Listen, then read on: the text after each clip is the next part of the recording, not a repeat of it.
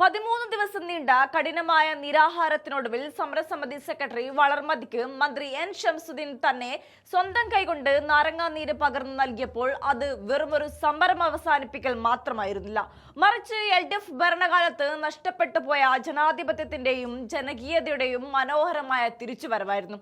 ജനങ്ങളുടെ കണ്ണീരൊപ്പാനും ഉദ്യോഗാർത്ഥികളുടെ വേദന തിരിച്ചറിയാനും തയ്യാറായ ഒറ്റ നിമിഷത്തിൽ തെളിഞ്ഞത് വാഗ്ദാനങ്ങൾ പാലിക്കുന്ന UDF സർക്കാരിന്റെ ആത്മാർത്ഥതയും യുവാക്കളോടുള്ള കരുതലുമാണ്.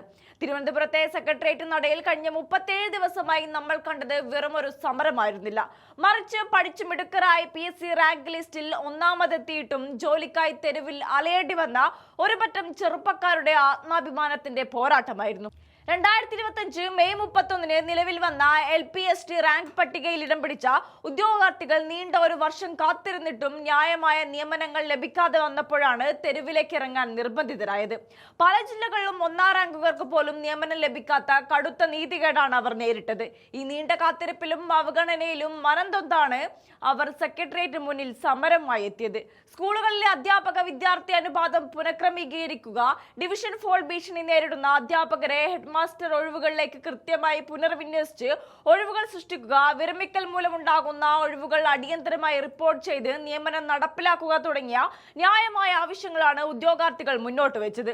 ഇടതുപക്ഷ ഭരണത്തിന് കീഴിൽ ഫയലുകളിൽ ഉറങ്ങിപ്പോയ ഈ ആവശ്യങ്ങൾ ധനകാര്യ വകുപ്പിന്റെ തടസ്സവാദങ്ങൾ പറഞ്ഞ് നീട്ടിക്കൊണ്ടുപോയ പ്രതിസന്ധികളുമാണ് ഇന്ന് UDF സർക്കാരിന്റെ ജനപക്ഷ സമീപനത്തിലൂടെ പരിഹരിക്കപ്പെടുന്നത്. ഉദ്യോഗാർത്ഥികളുടെ കണ്ണീർ കാണാൻ തയ്യാറായ വിദ്യാഭ്യാസ മന്ത്രി എൻ ഷംസുദ്ദീൻ നേരിട്ടെത്തി അവരുമായി ചർച്ച നടത്തുകയും അവരുടെ ആവശ്യങ്ങൾ അനുഭാവപൂർവ്വം പരിഗണിക്കുമെന്ന് ഉറപ്പു നൽകുകയും ചെയ്തു.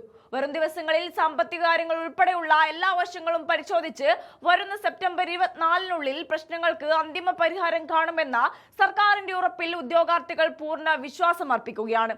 സർക്കാരിന്റെ ഉറപ്പുകൾ പാലിക്കപ്പെടുന്നതുവരെ പുതിയ പ്രതിഷേധങ്ങളോ പ്രകടനങ്ങളോ ഇല്ലാതെ അവർ സമാധാനപരമായി സമരപന്തലിൽ തുടരുമ്പോൾ അത് ജനങ്ങളുടെ വേദന അറിയുന്ന ഒരു സർക്കാരിലുള്ള ആത്മവിശ്വാസത്തിന്റെ അടയാളമാണ്.